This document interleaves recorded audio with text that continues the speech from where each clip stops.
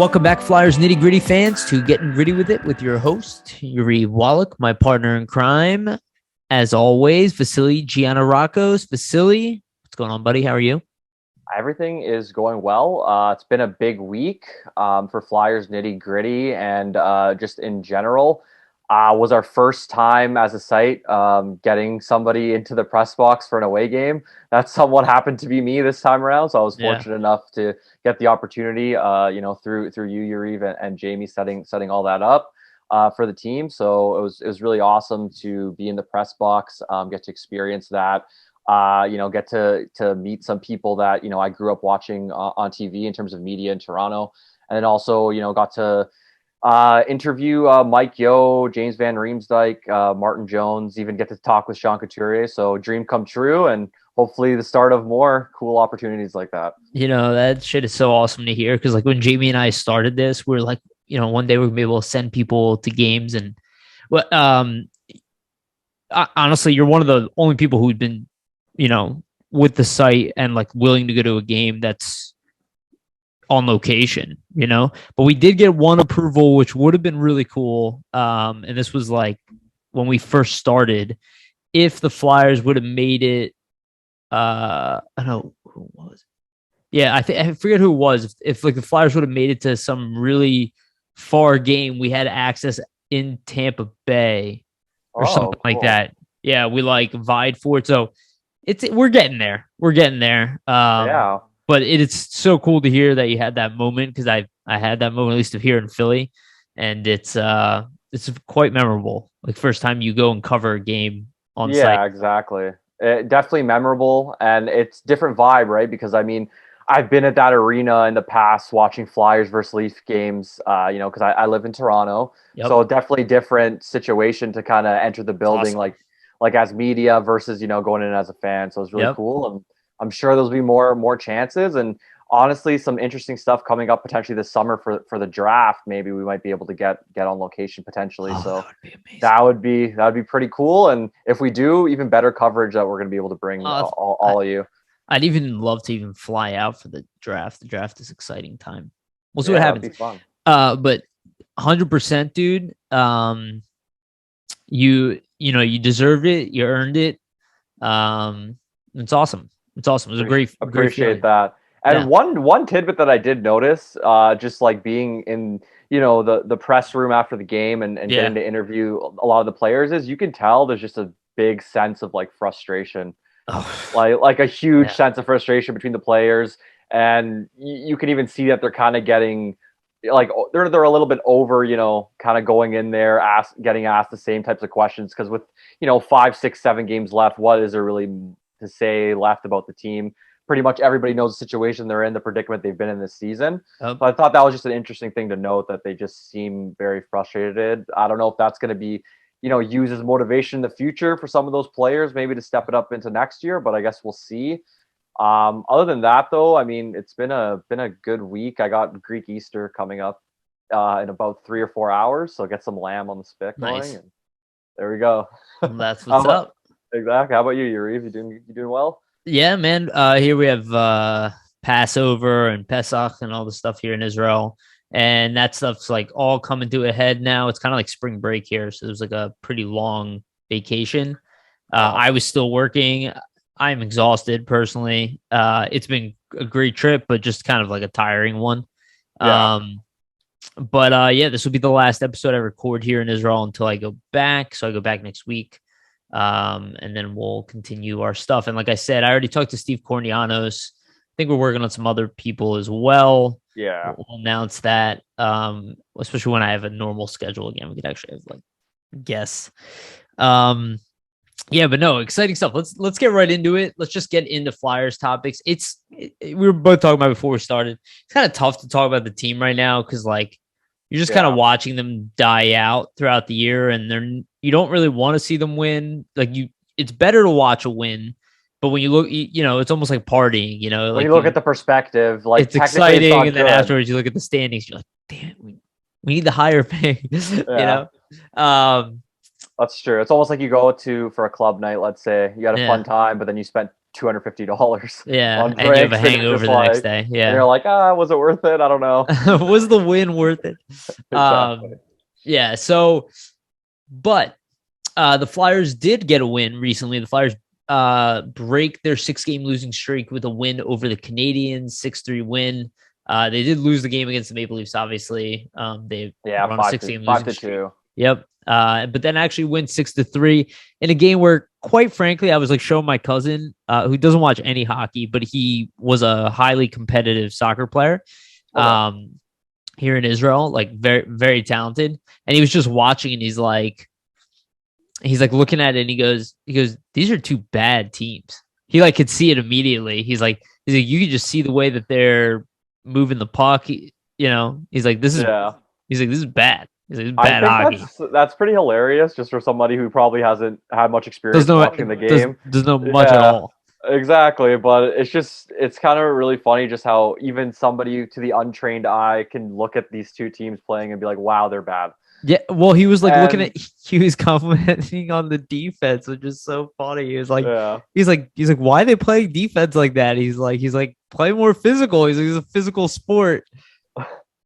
I mean, fair enough. I agree there. The funniest thing about that game, I was going back and forth with Joe Boric, one of our guests we've had frequently on here, great guy, on Twitter, and we were just saying how this game is almost like a battle of not who's better, but who's less worse, if that makes sense. Yeah, pretty much. It was like whoever, and I even said I was pulling the thought out that whatever team doesn't have the worst defensive zone coverage, this game will win. It happened to be the Flyers, but both teams' coverage was pretty bad throughout the game, and it was more like kind of like almost like a pond hockey kind of scrimmage feel to it, just very open, not a lot of coverage, trading chances back and forth, trading chances on power plays, penalty kills, you name it. So good for the Flyers. I mean, not to end the year on another 10-game losing streak. I think just for the morale of players going into next season, that's probably a good thing. You don't want to end a year on another 10-game losing streak when you've already had 2 previous ones already. Yeah. So I think that's something the players are probably like hyped about, just the fact that they, got a win in there. Who knows what's going to happen the rest of the season? They do play a couple more good teams. But they play some winnable games in there. Yeah. I could see them beating Ottawa their last game. The reality is, though, they are a very depleted lineup, like including the trades and the severe amount of injuries. And I think the end of the season, my guess is that the Flyers will lead the league in man games lost. I could be wrong about that. I know they were close. Montreal and Vegas are also up there. But the Flyers, man, just wrecked with injuries. It's like ravaged pretty much. And I know like some of it, they might play through it if we're like going to the playoffs or whatever, but like talk about a team that's like not that talented and ravaged by injuries. It's like, well, it's just going to be a disaster of a season, which it has been. And I mean, it may be certain injuries that guys could have, played through if they're going on a playoff run, things like that. But I do lean to believe that's probably with certain guys might be a bit more serious than we're, led to believe, just because, I mean, you'd assume like a guy like Cam York, who's a younger guy, wants to like cement his position for next season. If he was good to go, he'd want to get in the lineup, right? Yeah. So probably something holding him back for sure there. But it's crazy that we had one wave of injuries kind of to start the season, then a kind of a second wave like midway through with like COVID coming in, and now a third wave that's even worse. You can even make the case that it was 4 different waves. Yeah, pretty much. Not good. And just to jump off that, from our own, Jamie Basco, who is awesome, kills it all the time. Yeah. Cam Atkinson, Carter Hart, Cam York, Rasmus Ristolainen, Kevin Connaughton, Patrick Brown have all been shut down for the season. Yep. The only injured player that has a chance of returning potentially would be Nick Seeler, but that's also a long shot according to Mike Yeo. So overall, it's funny to watch that Flyers D though, isn't it? With the injuries in there. Yeah, it's weird seeing like Ronnie Attard on the first pair is weird. I mean, not to say that I don't love them giving him a chance, but like he obviously isn't a first pair guy at this point. But it's a learning experience. And then Hogberg and Keith Yandel. I'm sorry to cut you off, but Keith Yandel, I think he played 7.5 minutes the other night, and he was a -2. Yeah, not the best. Literally just on the ice for both goals. Even in the Leaf game, like we're gonna be a better team without him. Oh yeah. in the The lineup thing is, anymore. okay, the thing is it kind of sucks because he was going to be a part of the media availability when I was doing the press in Toronto, but he was getting treatment for some sort of injury apparently. Yeah. So he wasn't able to come out. So that's interesting. Maybe after the season, we'll see that maybe he was injured the whole time. It's certainly possible. Going through like an Ironman streak, trying to keep that up. Who knows what he was playing That's through? I guess. actually that's a quite a reasonable assumption. Yeah, it is. I mean, because he's not been good, and I mean, in that game, even he had a sequence where he fell down, and then it was a complete breakdown. Basically, the team tried to pass the puck up to the blue line. They totally misfired on that pass. Yeah. Toronto turns it around. They come back on a 2-on-1. Yandel falls down, then becomes a 2-on-0. Then they just tap it right in at the end of the period. Yeah, and then like me watching in the press box, I wanted to see kind of Yandel's reaction to that. He just goes back to the bench and immediately slams the door and looks super pissed off at himself. So like he's trying out there. It's just the fact that like you know, it's not, I just think he's ready to retire. Yeah, he might be cooked, right? And that just sucks because you could tell that he has a passion for playing the game. Well, and he's a great dude, but it might have come to the point where it's passed him by at this point. I think he can be a competent defenseman in the AHL level or maybe overseas. A 70. Like if you rotate him for a couple games here and there, maybe. Even that, I don't see his game at an NHL level anymore. Maybe he was able to have some moments of it. Yeah. But really, like in the beginning of the season, he was better. Right. But I think it's just at the end of his career. Like I think his body's wearing down. I think you're probably right about the injuries. Probably playing through stuff always. Yeah. This is probably his last season, to be honest. Right? I think it should be. You know, maybe he'll find a nice spot to like hang as a 7D on a really good team. But dude, he's like minus 40 something, and every time he's getting outplayed by an AHL like third pairing defenseman. Yeah, sometimes you got to be fair to yourself as a player and know like, okay, now's my time to hang it up. I had a great career. Like, who would you rather have, Hogberg out there or Yandel? Hogberg, and he has no NHL experience and looks 10 times better than him. Name a defenseman in this organization that you wouldn't rather have in the lineup over Yandel in the AHL and the NHL. I don't know if I can. I don't know if I can actively because like there's probably some AHL guys I haven't really seen. Yeah, like, well, he's got an upside. He can skate. Yeah, he could skate faster than him. So at this point, so I do think to Yandel's credit, and this, I assume most of these were accrued in the beginning of the year. I think he leads all defensemen on the Flyers in power play points. Interesting. I think that is the case.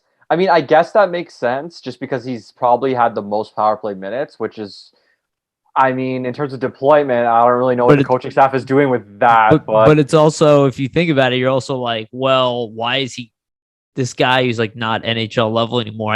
I understand what he was. And what he was a great offensive defenseman who came with defensive deficiencies. Today he can't. That's probably what's going to happen to Shane Gosper towards the end of his career too. It's like eventually once you can't keep up. Once your offensive game doesn't compensate for your defensive game, that's it. Once you can't break the puck, do those interceptions, poke the puck back, like do those breaking plays. Like, what's your value to the team considering you're not really the best in your own end, right? So that makes sense. Let's talk about some good though. Let's talk about JVR first here. Okay, great. I just think he looks like JVR from last season. Let's be honest. Like outside of like, it's funny to like joke around, that like, of course he scores now, but he deserves a lot of these goals. Like he is outperforming players. Yeah. He's making good plays. He's shooting. He looks confident. And it's like, I heard this brought up. Maybe it's possible. Does it increase his trade value? I don't know if it increases it much, but I do think it shows that he's not like a dead contract to your team. And he's not cooked, but I think it also, to your point, Yariv, it lends to like a level of consistency within his game. Everybody in the league knows what JVR is at this point. Yeah. He's not going to be a guy that's going to drive the play on the line, but if he gets into the opportunity, if he gets into the opportunity where he can score, he gets into the opportunity where there's a scoring chance, he can pot it, he can finish it. He has that ability. He's a $3.5 million player making $7 million. That's his problem. Essentially, yeah. He's very overpaid with the contract, but I just think his, him turning it on here at the end of the season kind of lends, to other teams seeing that, there's always going to be a consistency in JVR's game where no matter where he is or where you put him in your lineup or what you have him doing, he's likely going to reach 20 goals for you. Well, and that's valuable for some teams because there's not always guys that they can pencil in that, okay, no matter where we put this guy, we know he's getting 20. And I mean, JVR seems to be one of those guys at this point in his career where it doesn't matter where you play him, doesn't matter where you put him, doesn't matter the opportunities you give him. He's always going to find that way to get to 20 goals, right? I think he also leads the team in power play points, by the way. Yeah, I agree. Which is hilarious. But I agree with everything you said. I think what it does do is I think it takes him out of buyout territory where you're like, okay, we recognize this guy's severely overpaid. We really have like kind of two options here, or maybe three options. You trade him, eat salary, right? Team gets a 25 goal scorer. Maybe we eat $2 million, maybe $2.5 million. He's $4.5 million on their cap hit. They get a 20. They get a 25. It would be fucking hilarious if he hits 30 goals. He just goes like on a tear. He has 23 right now. There's 5 games left, right? It's not gonna happen, but it would be hilarious. Fuck, who knows, man? He's been scoring like 2 goals a game. That's what I'm saying. I was like, it would just be hilarious. I don't think it would happen, but again, even if he'll get to 25, it looks like here the way he's been playing. Oh. So 25 goals, you're like leads a team. Leads the team. Yeah, you're a team. We talked about Arizona as being a team who might want to ice him. But maybe there's a good team out there, too, where they're like, well, we could use a big guy who can score around the net. We have all the other stuff. And for the cap hit and the fact we don't have to trade anything to get him, do I sign a guy like that in free agency for several years? Maybe 2-3 years at $4.5 million? Or do I get the guy from the Flyers for 1 year, an expiring contract? For, let's say, $5 million. Let's say the Flyers eat $2 million, hypothetically. Exactly. And then it's essentially what the Flyers would get off for a buyout, only they don't have to take the hit on the second year. Exactly. Or right, there's trading an asset with it and maybe making them eat the entire cap. Doubtful, in my opinion, but possible. I just don't think we want to trade draft picks, really. Not at this point. I don't think it's the smartest move, just looking at where the team's at, and just the fact that how strong that draft is next year. Yeah, exactly. You don't want to really subtract from those picks. You could probably find maybe a steal, maybe first round level talent in the second round. If you could, exactly. You know what, the pick I would be okay and open to trading would be a third rounder because I believe they have 3 of them. So if you could tack a third rounder on and you already have a couple of them, I don't think that's the worst thing if a team will take the full salary off your hands. I agree with that statement. We'll see what happens there. I think the more likely scenario is retaining cap space. Maybe we're wrong. Sure.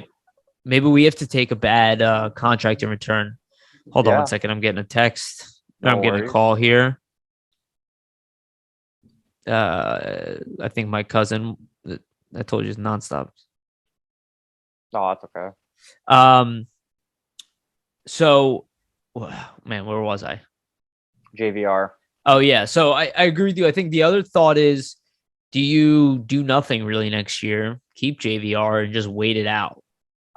It's interesting. I mean, personally, it's a hard way to look at it, just because if the team wants to actually try to compete next year, they're gonna have to move him because they're not gonna have enough salary cap space to make the moves they want to make or bring in like one high-end guy that they're kind of trying to bring in without getting rid of JVR salary.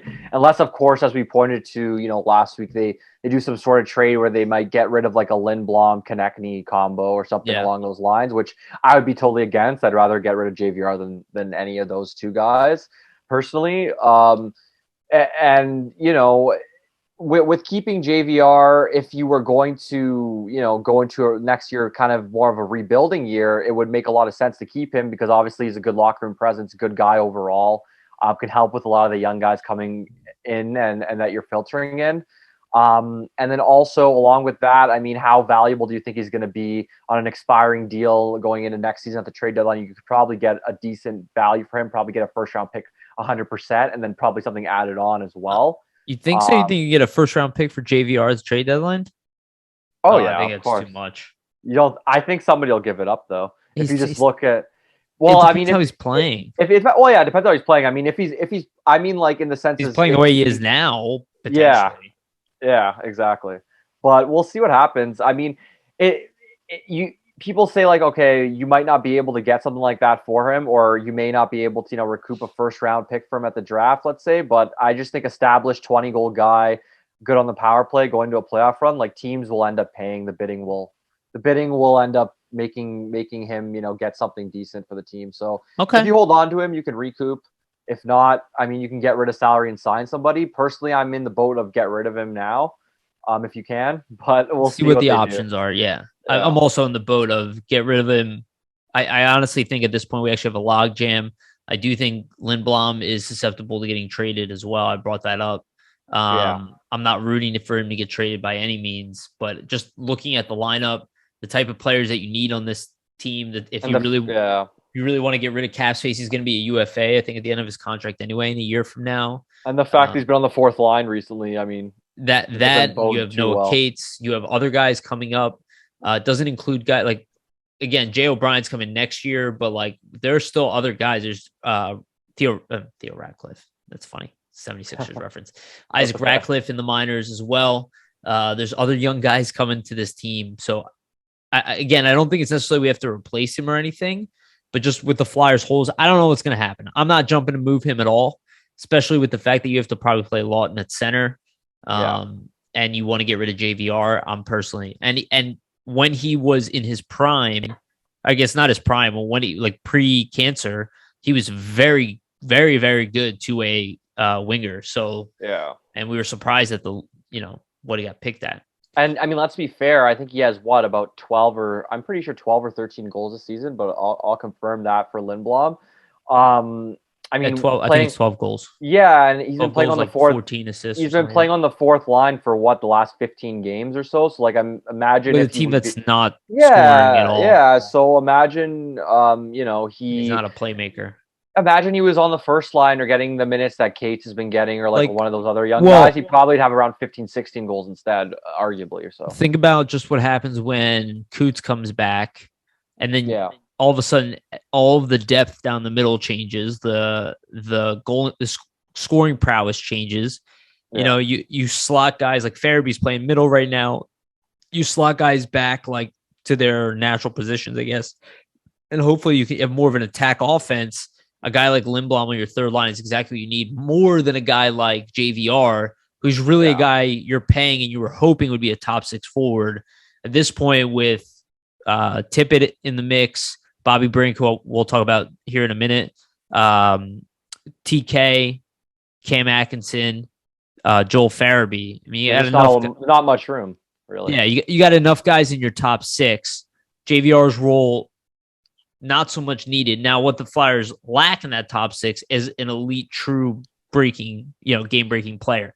Yeah. Maybe one of the young guys can develop into that. I think Owen Tippett has that level of skill. Joel Farabee has that level of skill. It's really just Tippett in that Montreal game looked really impressive. He was showing some really flashy moves with the puck and puck handling skills. Like he looks severely talented. He looks like he's going to be a player to me. You know what it reminds me of? It reminds me of when the Flyers traded for Jake Voracek.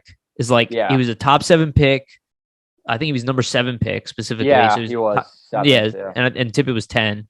But very similar type of situation where like from the Columbus Blue Jackets thing, it's like Jake was good and he was like a half a point per game player, but it was like underwhelming. But he was about 24 years old. So a lot of people were like, okay, like this guy is what he is. What's going to happen? Yeah, what's going to happen with him? He is what he is. And then he came to the Flyers, and then we had that half season, I think.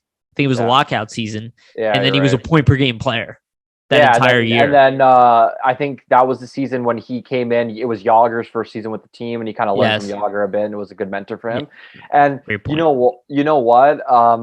That Voracek comparison is really spot on with Tippett, because it's the same kind of situation where you have two really skilled guys where they were in a place where, the teams didn't give up on them per se, but they were kind of ready to move on from them just because they weren't showing their full potential. Yeah. And then with Voracek, he goes somewhere and kind of finds himself, develops his game because he gets that extended opportunity in a top 6 role. And I think Tippett's going to have the same, not the exact same outcome, obviously, but it's a similar situation where in an expanded role, getting those minutes, getting the chance to really develop his game, you can really see the skills start to shine through. And I think going into next season, if you place him in a good situation with the Couturier or Hayes on his line as a center, I think that can really open him up and just show how talented he can be. I would love to see him. Actually, real quick, Wayne Simmons also probably under that category too. But I do think just the way that Tippett plays is not like Voracek, but he does have that kind of elite spark. I don't know if he's going to put it together to hit that level.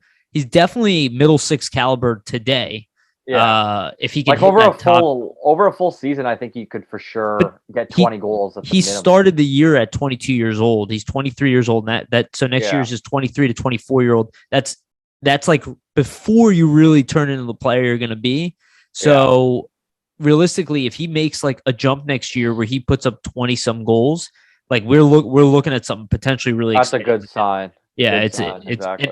And the way he's been playing like a guy who can put up 20 goals. Well, the thing is, on too, a team that isn't a disaster. More often than not, if you watch him, I mean, he's not scoring a goal every game, but he's having at least one really good opportunity or really good scoring chance per game, at least at minimum. Usually, there's more than that. He is doing both, creating at least every game I watched him, creating a goal or making his own opportunity. Exactly, and that's something the team desperately really needs because they don't have opportunity. They don't have a lot of players that can do that right now. So yeah, he just seems like a very skilled guy, like more than TK, more than I would say even more than Frost, like from pure skills element. He just seems to kind of have it all. I think that right now we'll get into the G stuff in a little bit, but right now I think that he is the highest end young player in that group outside of Joel Farabee, who I think is just a much more well-rounded player. I don't know if he has the same shot that like Tippett has, but he just seems to have it all. I put like a Farabee in that group, and then a Tippett, and then I'd probably go like a Brink and then a Frost. And honestly, I still keep TK's getting up there in age now. He's still, in my opinion, young, right? 24, 25-year-old season. So he's in that crop as well. None of these guys at this point have shown that they are game breaking, which is what we're missing. We used to have at least like Voracek, Giroux, Simmons, Couturier. They could take a game over. They could take a game over if they have a great game. Right. We don't really have that right now. Right now, we really don't have Sean Couturier who can do that. And that I think the potential of the team playing well, I think some of these younger guys could emerge into that, but we just haven't seen it. So it just is what it is. Other than Couturier and Carter Hart, I'd say. Carter Hart. Actually, I always forget to bring him up. He's the only one. He's a goalie, so you always kind of forget about him. It's different, but you're absolutely right. He's the only one that's like true star caliber at this point. Him and Coots, which is not a great sign. Let's talk about one guy who has impressed. I think he's impressed everybody. I don't think what we're seeing from him is even scratching the surface of his potential at the NHL level. And I brought this up is like, I think people are going to be surprised on how skilled he is. Cause like, he's going to come in here and be like, oh, I didn't know. So in 6 games, Bobby Brink has 4 points, almost a game, and has been a big part of the offense. He's on the power play. One of the only guys who's moving the puck well. And quite frankly, he's already an NHL player at this point. He's probably should be a third line guy. He's being shifted up into the top 6, but not really having any issues with it. I would not be shocked if this guy is a top 6 forward on this team even next year, like end of next year. Well, I totally agree with you there, Yariv. And I mean, I see just the way he's playing throughout the 6 games. I mean, at first he comes in, obviously it's his first taste in the NHL. He's going to be a bit nervous. I think that's why you kind of didn't really see a lot of those aspects of his game coming out at first. But as the games progress, you see his confidence starting to build. And him, trying those things he was doing in college that were making him so successful and just playing and sticking to his game. And I think the thing that people weren't aware with Brink that is the most surprising for a lot of people who didn't see a lot of him, before this, is the fact that he's very tenacious and he's willing to go to the slot. He's willing to go to the front of the net. He's willing to, battle for pucks. And just in the last game against Montreal, he had a board battle on, JVR's first goal that, accounted for the goal. That JVR scored. Without him winning that board battle, the puck never gets to JVR. And then even on the goal that Provorov scored, the second goal, it's him and JVR both working to tie the faceoff man up, and then the puck gets to Provorov and he rips it home. So it just shows other elements to his game aside from just the purely skill aspect. And then as I was saying, just his confidence is growing. You just see him willing to, make these skilled plays that he wasn't doing a little bit earlier coming into it. But that's natural. Obviously, only 6 games. He had a great play around, I believe it was Cale Clegg. He kind of dangled around him in the offensive zone by the dots and then passed it to JVR, who almost scored again. So just the creativity showing through. And he really just shows that for a small guy, he's willing to go to those areas where you need to score. And it's kind of reminiscent to me of Briere, where Briere was small, but he wasn't willing to go to the front of the net to make plays or to score. Chippy player. Very chippy for player. Size, yeah. For his size, exactly. He's got like that, and this is not meant to demean him. He's got like that rat-like element where he's the guy who's like, maybe gopher, whatever you want to refer, but he'll go into the corner. He'll dig for pucks. He's really tenacious in his forecheck. I would love to see him get a little bit faster. And I think he can be a lot more impactful of a player. Yeah. But I do think that's partially why we've seen more success out of JVR, just because he's playing with like a playmaker. I think we've seen chemistry with JVR and TK and now Bobby Brink. So I think that's helping. I don't think it's the only reason. I think JVR is playing better himself. But I do think it's whoa, light just went down. I do think it's conducive to that. Yeah, for sure. The cool thing too, I notice with Brink that's interesting is that, I mean, you can see him kind of starting to figure out the NHL game. So just for the fact that there's about 4 or 5 games left, I believe, in the season, 5 or 4, I'm not too sure. Oh my god, something like that. But I mean, I I think it might be 5. I think we're 77. So I'll look it up right here in a second. Once I get this light. No worries. There's 5 games left, or around there. So I mean, technically, 4. 4. So 4 games left. So he'll have about 4 games to kind of continue to learn. But I just like the fact the Flyers were able to get him in here and sign and give him a taste of the NHL, because now he's not coming into next season not knowing, okay, this is how the NHL game is. This is what I need to work on. It's always good to give a little taste like they did with Cam York last season. Sure. Because it gives the younger guys like a sense of, okay, I know what the game is like at this level. I know what I need to work on for myself and my own game to get better and improve. So I think that's a smart way to go about things, just from the management perspective with the younger guys. And as we can see, I mean, as the games are going by, he's getting more offensively confident. So hopefully going into next season, that kind of carries over for him. Yeah. And he gets more opportunities to shine offensively. 100%, man. I think Brink is obviously interwoven here. And I think it's also why, we got like this numbers game growing here. It's like none of them are elite top line dudes. I think TK, he's actually flourishing in front of our eyes. And I think people have a hard time with the fact that he's just not a goal scorer. I don't think he's playing as well as he can play, but I do think he is most likely going to be one of the best players on this team next year. Maybe I'm wrong, but I just see a little bit of that. Like, this is the real time of maturity. I know that everybody, like, maybe I'm wrong. I could be an ignorant idiot, but like, I continue to bring up examples. We just brought one up with Jake Voracek, with Wayne Simmons. See this stuff all the time. Guys hit their mid-20s. Even Braden Shen, you could make the argument. Absolutely. Sean Couturier. We can literally go down the list of how long. Like, not every guy is Kaprizov. Not, 23 years old comes in, superstar. That's not likely. That's what I'm saying. That's the least likely. We need guys like that on this team. Don't get me wrong. That's the one thing I agree. We need 1 or 2 guys like that on this team, or at least within this organization, to change the outlook of the organization.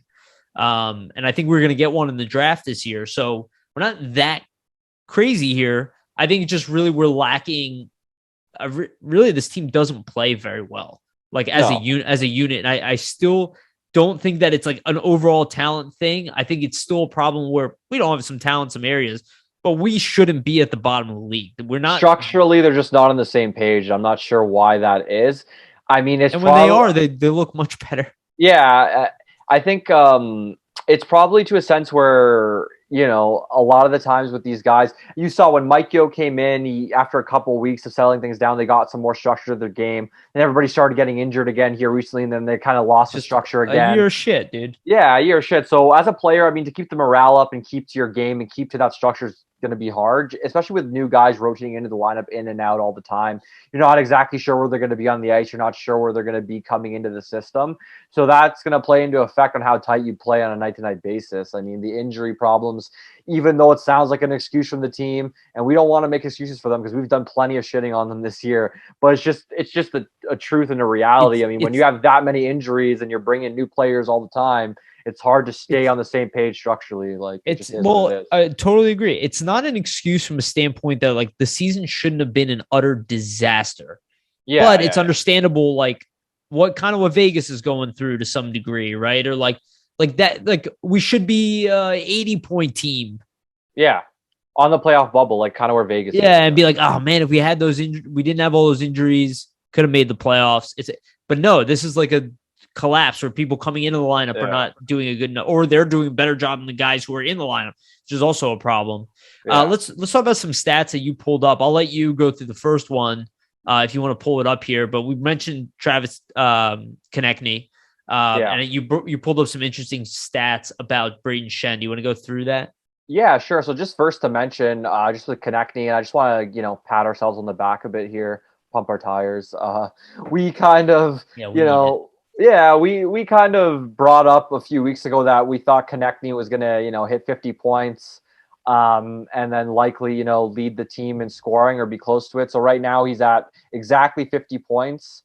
I'm not exactly sure where Cam Atkinson is at, but I think he may be leading the team right now, but I'll check. I think he has got 50 also. I think it's Atkinson's exactly at 50. Yeah. So they're both in the lead. So like Konechny's going to pass him. He's going to lead the team. As we were saying a couple of weeks ago, he's probably going to end up with around, 54 points. I wouldn't be surprised to see him get a point in the remaining games left, or maybe a multi-point game and miss out on a point in one of the other games. But yeah, just for the Konechny stat, I wanted to bring up, he's now played the exact same amount of games as for the franchise as Brayden Schenn.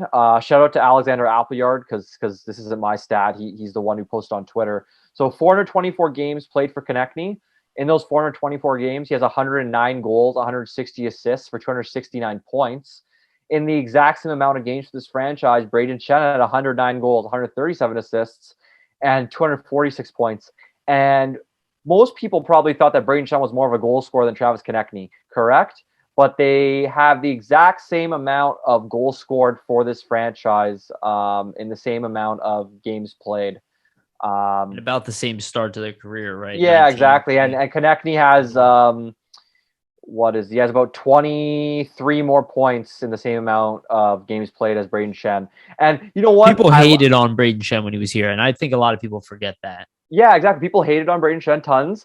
They traded him. Not that he deserved it, because he was still really young at that point. He was about only 24, 25 when they traded him. Right, just at he was done developing. Just at the age of, when Konechny, or just at the same age as Konechny is now. So I would just say to people, before you criticize, to be wary, because I know from a lot of fans' perspectives that if they could have Brayden Schenn back right now, they probably would take him back, and they regret making that trade. There's a lot of fans that don't like that trade. I don't, because I'd rather have Farabee. Yeah, I'd rather have Farabee, but like there are fans there, and there's a section that say, you know what, we were missing that center depth. If we would have had Schenn, the team would have been better. Though. Yeah, I know, not for us, but he didn't play center for us. See, that's the problem with this revisionist history. Like, I like Brayden Schenn, but I actually understood why Hextall traded him. I was I understand. It's because we picked up Nolan Patrick. We're exactly. Oh, we got this top 6 forward we're putting on this team. I see an opportunity to speed up our rebuild process, which is what Hextall was trying to do. I get the move, but it all kind of backfired. At least the drafting of Nolan Patrick. The Farabee and Frost thing. I like that. That actually pans off. I mean, you got one guy who still has potential to be a top 6 forward in the NHL. We'll see what happens at this point. But obviously, it was a great prospect at one point, and then you have Joel Farabee, who's a complete win. Yeah, exactly. And I mean, arguably you could say that Farabee, is just as talented as Schenn is at this point in his career. And Farabee still has a lot of room. I'd rather have Joel Farabee on my team right now than Brayden Schenn. I had to.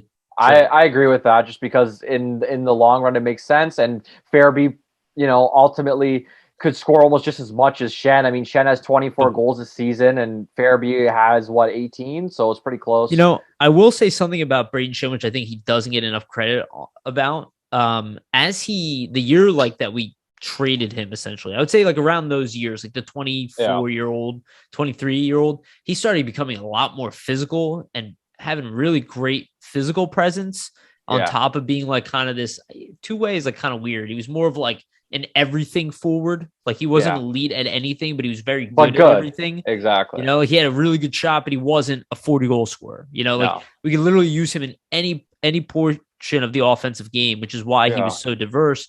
But he was very physical too. Like a lot of big hits he would throw around. That's something we definitely missed. I mean, the most goals Braden Shen has ever scored was 28 in his career in an 82-game season.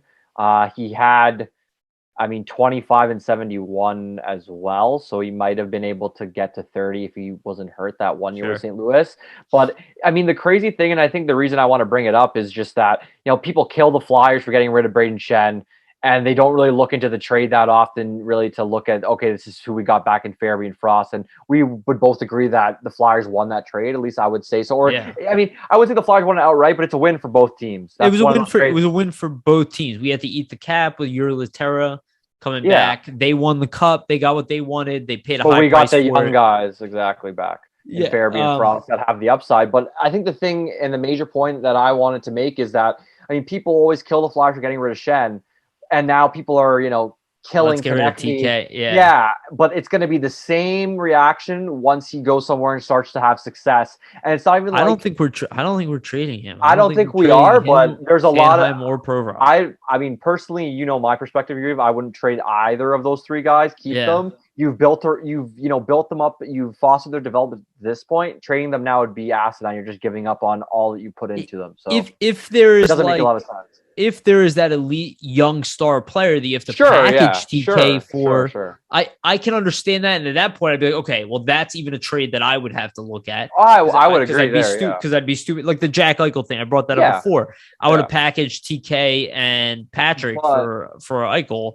Yeah, that's like something I would have thought to do. If it's just like a change of scenery type of trade where you get a guy back that's kind of the same level of skill as TK, I wouldn't do it because what's really the point? You're just swapping out similar players at that point. And like if you put a guy like TK on, let's just say Florida Panthers, what kind of numbers is he going to put up? Yeah, exactly. Then just just before we dive into that, I just want to finish off. I wanted to talk about the opportunity of the power play. Actually. Oh yeah. But go ahead. So just to finish off this point, pretty much like Braden Shen, his highest point total with the Flyers was 59 points. His last season he had 55, around the same kind of point scorer as Konechny. The highest he ever got to when they traded him to St. Louis was 70 points. I mean, that's what I believe Konechny's ceiling is going to be.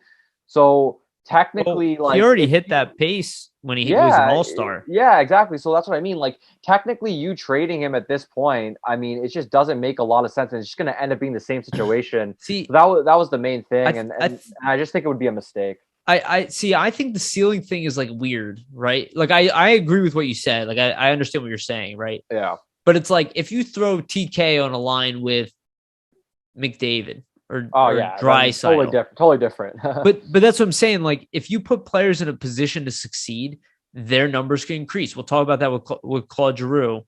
But overall, like, I just think you got to recognize what you have, recognize the age groups of what you have. Yeah. Try to keep these players around the same age. Clean out your dead cap. Bring in as many assets as you can, and then clear out your cap space. And hopefully add that one elite guy. And hopefully you're drafting one right now, and you can combine that within the next 2 years.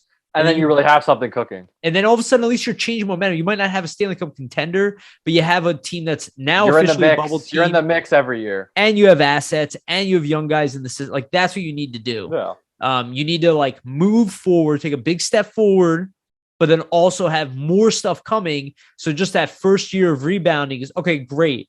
We got Coots back. We don't know if Ryan Ellis will ever come back. Maybe we trade Ryan Ellis. We free up cap space. We sign a Johnny Gaudreau. I'm just throwing out something. Yeah, of course. Johnny Gaudreau-like player, maybe in 2 years. We get Logan Cooley, right? And then he goes to college, and all of a sudden next year we're kind of mediocre. And then the following year we add Cooley and a big free agent.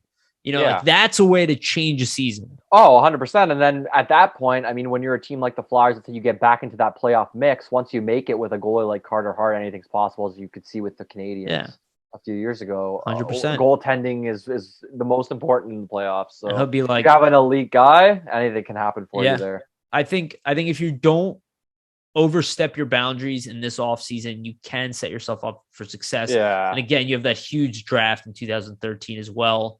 And you have an additional first-round pick the following year, which you could leverage for either 2013 or to make a big move. We'll see what happens. Let's talk about this power play stat you brought up as well. The Flyers are 8 for 100, or 8 for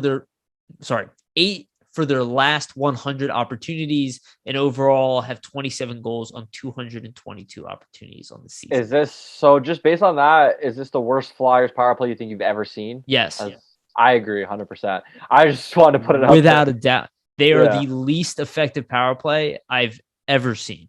I 100% agree, and I think that's why I just want to bring it up, because it just points to the fact that how badly the team needs a game breaker and elite talent, because that's where they're going to come out, is on the power play when they have some time and space. And you could just tell that, I mean, maybe Bobby Brink is going to be a really good power play guy and looks to have that skill, but it's just too much to ask of him now. But it is like comically ineffective. Oh, yeah. And the thing is that I noticed is the worst is that, I mean, look at a really good power play. Like, look at the Leafs.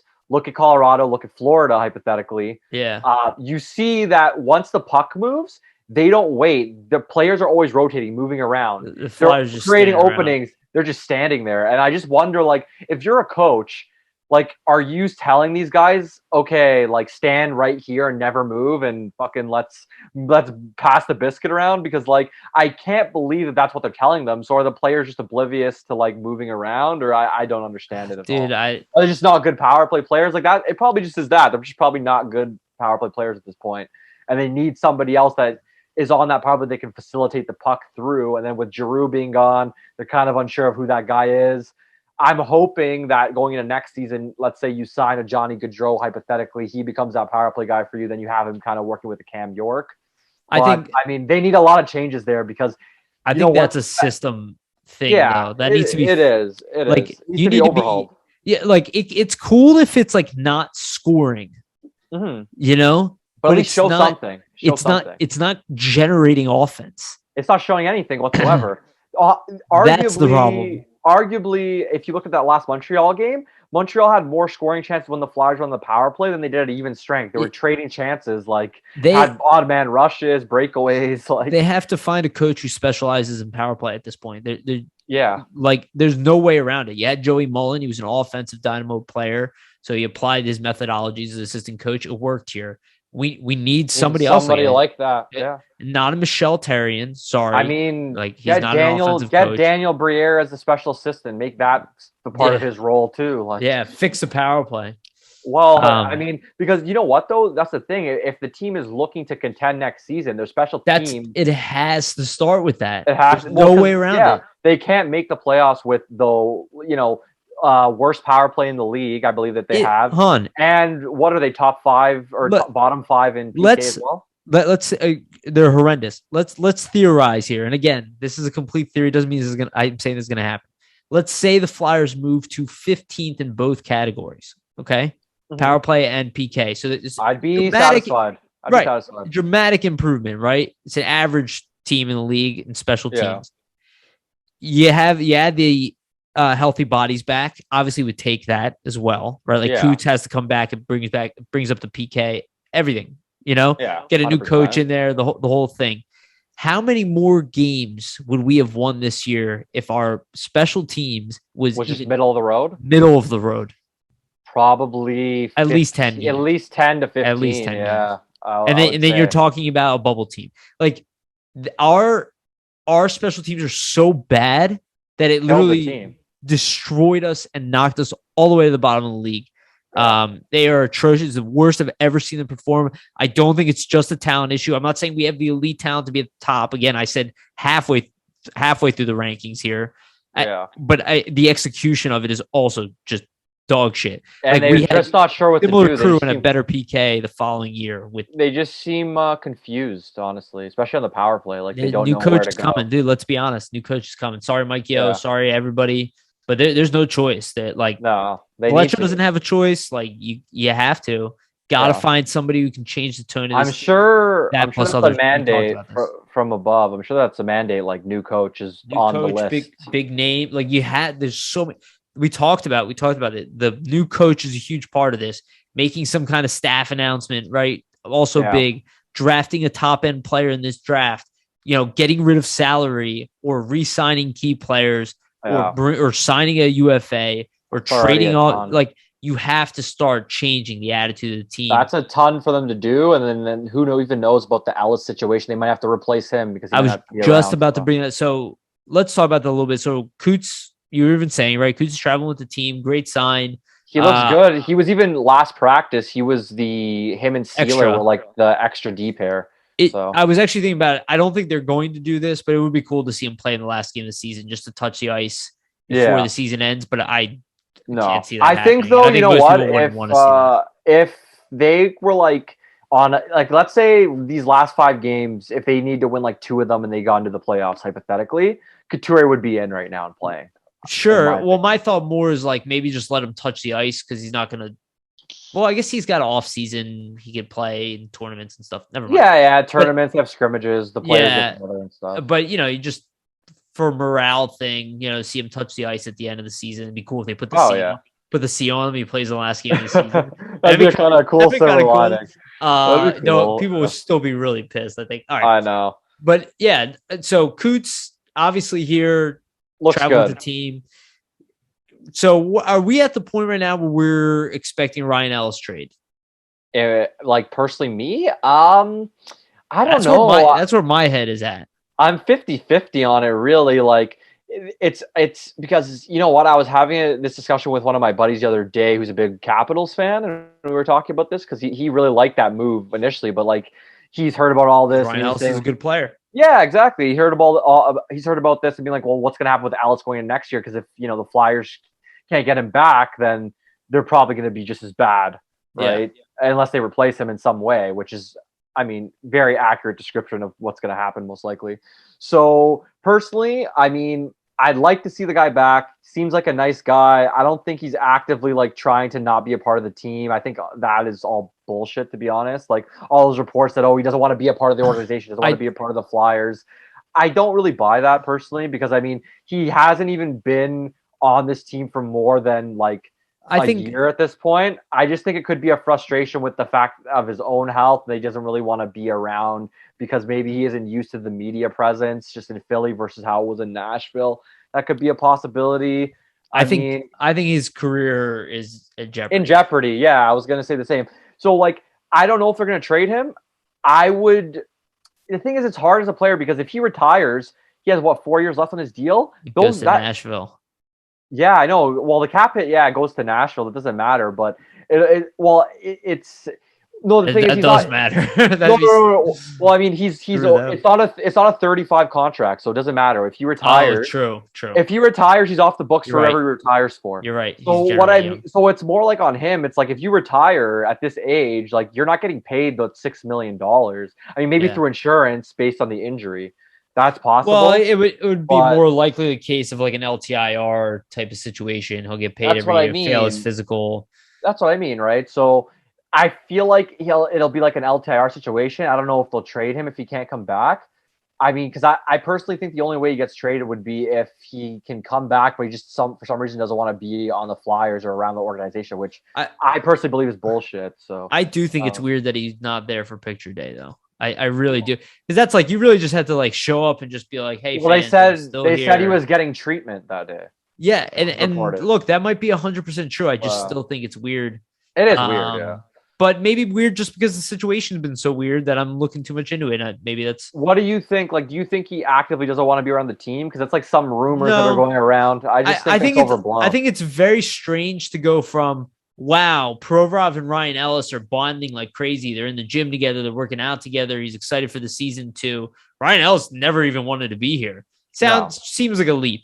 I think realistically, it's a debate on surgery, on how to go about it. And they're trying not to make like the Jack Eichel situation. And I also think there's a combination of like frustration, right? Like he's probably frustrated with the situation. So maybe he doesn't want to currently be around as much because that frustration is going to bleed through. I will say they got to update us soon, though. They have to. Yeah. I mean, I'm expecting end of the season once, they have the end of the season press conference. There has to be something. I mean, as an organization, like, what are you doing if you can't update, on your most important defensive player pretty much going into next season, just in terms of like how to get the team to bounce back how you want? It's one of the most, if he is not available for the foreseeable future, the Flyers really have to probably sit the off season out. They can't be as aggressive as they want. Well, they can during the season. Well, yeah. Right? But they can't start off the season with the off-season acquisition. They can wait to pull a trigger on a trade after, they're cap compliant and everything. They LTIR him. Then you can pull in another guy, and maybe, team needs to get rid of cap space. You get lucky. That possibility is out there. There's off-season 2 LTIR as well. So I don't know how that exactly works. But I think you have to start your season being cap compliant. Yeah, you definitely do have to start, but you could be up to 10% over until a couple days, I think, before. Well, yeah, so that's why you can't go past the cap. Really, Flyers can't afford to do that. Because exactly. Of LTIR. Exactly. So they have to start the season compliant, almost compliant, like you're saying, just about. So, but yeah, it's getting complicated. Tough situation. I'm just hoping for an update. I'm not going to assume the worst. I'm not going to assume anything good at this point. No, because you know what? He seems to be like, even in his Nashville days, he's been a very private individual. Even his injuries there, there wouldn't be much information around it, stuff like that. It just seems to be a private guy. So it might just be the case of he's a private guy. He doesn't like a lot of things getting out. They could, for all he could be healing up nicely, potentially. I feel like they would. We really don't know. No, yeah, they probably would have told us, but like, honestly, I don't want to jump to conclusions just because we actually actively don't know anything. Yeah, you're right. So we end up speculating the worst as well. Yeah, and I think that happens a lot with this fan base. And I mean, I don't blame people because everything lately with the Flyers has actively turned out to be the worst case scenario, but like, it doesn't always mean that everything will be the worst case scenario. So like, you don't have to jump to that conclusion. I hope that he's healthy. If he isn't, there's going to have to be some shuffling of the deck to kind of replace him in some manner. I don't know exactly what. No doubt about it. We will find out about it probably during the playoffs, is my guess. Most likely. All right, let's get into our last segment here, and then we'll wrap it up. We got to go a little shorter today. So Claude Giroux brought him up earlier. He's got 20 points his last 16 games. I think the other night he had a goal, 2 assists in the game. He is. Yeah, last night against the Leafs, I believe he had a goal. I think in 2 assists. Yeah, 2 assists. 2 assists. Exactly. Yeah, and I mean, he's over a point per game pace. This is, again, this goes to the point that I'm saying all the time. Like, you took Giroux, look at the point per game pace he was on our team. You put him on a high power offense. All of a sudden, he probably would have finished the year with like 90 to 100 points. Oh, I 100% agree. This is something you have to think about when you look at our team and you look at the statistics that you're looking at. You have to take every one of these with a grain of salt because it's about how players are doing certain position situations. Claude Giroux killing it in Florida is no surprise. They are currently 4 points above Colorado. They've won 12 games in a row. On paper, in my opinion, on paper, they're the strongest team in the NHL, above Colorado, especially with Ekblad healthy. Yeah.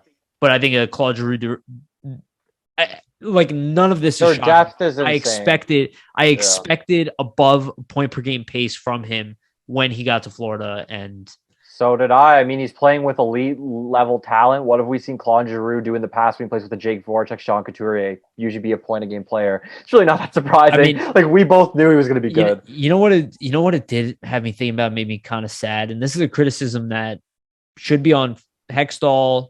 Is like, they never gave him another. Well, they did. They had Voracek, who was a star player. We had never gave him a sniper, but they never went out. It's kind of like the situation right now with the Sixers and Embiid, where they went out and they got James Harden. We're like, Embiid is one of the best players in the league, and we don't have somebody to help him.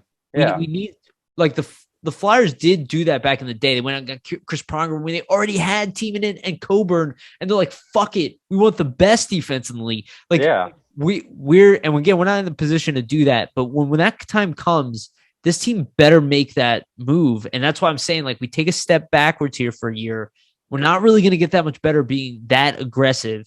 Look at the upcoming free agents the following year. Get this shit cleaned out, and then try to add that star level power. Like, quite frankly, who knows if you have a mediocre? Yeah, who knows if you have a mediocre season next year and you get into the top 5? What if they're decent? What if you get a Connor Better too? Like, what happens next year if Hextall doesn't do much? Everybody assumes we're going to be garbage. All of a sudden, some guys take some step forward. We're healthy, and then all of a sudden, we're like a bubble team. We're drafting at like 14, 13 again, right? But we didn't do anything. We didn't do anything crazy. It just speaks to the fact that, I mean, there's talent on this team, and Fletcher believed in the talent, and but then it also progress. But then it also opens up that window. Now we're like, okay, we're no longer in cap hell. We've accrued these other draft picks. We can go into free agency. Exactly. Yes, we have this top 5 pick that's coming on our team. Like, because I don't know if they're going to join the first year. I'm assuming it's going to be the second year, honestly. Yeah. Depending on the player, probably. And you know what, though? For player development, honestly, if you look at it, usually guys that take a year and don't jump directly have more success in certain cases. So, well, that's what, dude. I have this weird feeling that the Flyers are going to be drafting Logan Cooley. I've been talking about it all season. He was out of our range, and the more we move towards the end of the season, the more it's just like it's a similar feeling when I had that Claude Giroux was going to win the All-Star MVP. I had this weird feeling where I was like, it's just narratively it fits. And I have this, again, I could be 100% wrong and look completely stupid saying this. I have this weird gut feeling the Flyers are going to draft Logan Cooley, is going to end up being a superstar player. And people are going to like look back at this moment and be like, oh, remember when we fell and then, we managed to finally get a win in the draft. Like the Nolan Patrick miss, and it is a miss at this point, regardless of the reasons, even though it is an injury and issues with him. The miss of that has definitely, and I think Jason Martinez set the franchise back. Yeah. It is the biggest miss of this time that set us back the most. If we picked up a star player in that top 5 pick, we might still not be a Stanley Cup team. Things would be totally different. The thought of the team as moving forward rather than stagnating would be just different. Imagine right now this team with Cale Makar, Miro Heiskanen, Nico Hischier, who I think that's the guy we would have taken if Patrick was taken. 100%, I agree there. I think most likely we would have gone. Personally, for me, I mean, if they get number 1, they're going to take Wright. I mean, that's just what it's going to be. I hope not. You know what though? He's good. The thing is, it's not that he's. He's more like a Couture. Like, he gives me Couturier vibes personally, just with the way he plays, which would be great to have. The reason I don't want that, I want dynamic. Guy's dynamic. I want the guy. Well, I imagine he's probably relatively dynamic, but I want the guy who is going to come in, and I know for sure his scoring ability is going to be the peak of his game. Cooley is a 2-way guy, but I feel like Shane Wright is again like.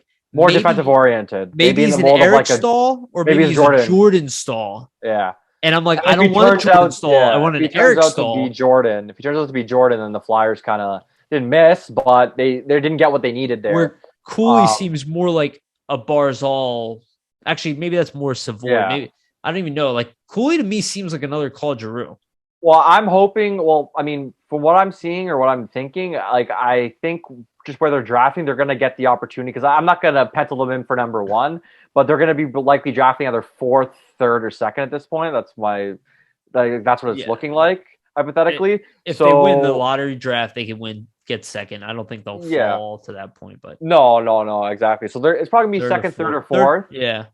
Second, 4th. 2 to 6 is a realistic window at this point. Yeah. Anywhere from there, we're going to see most likely. I mean, I think Cooley would be my number 1, and then after that, I think just because Cooley's my number 2 in the draft, which I don't think people would agree with me. Yeah, I don't think that's the consensus.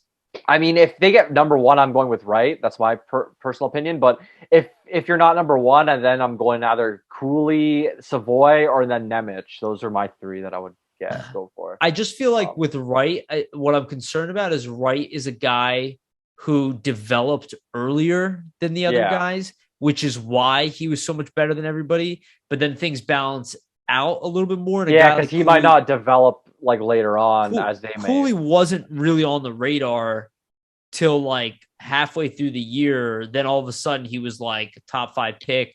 Like and again, last season, and again, I look at a guy like Savoy. Like, who would I rather have, Wright or Savoy?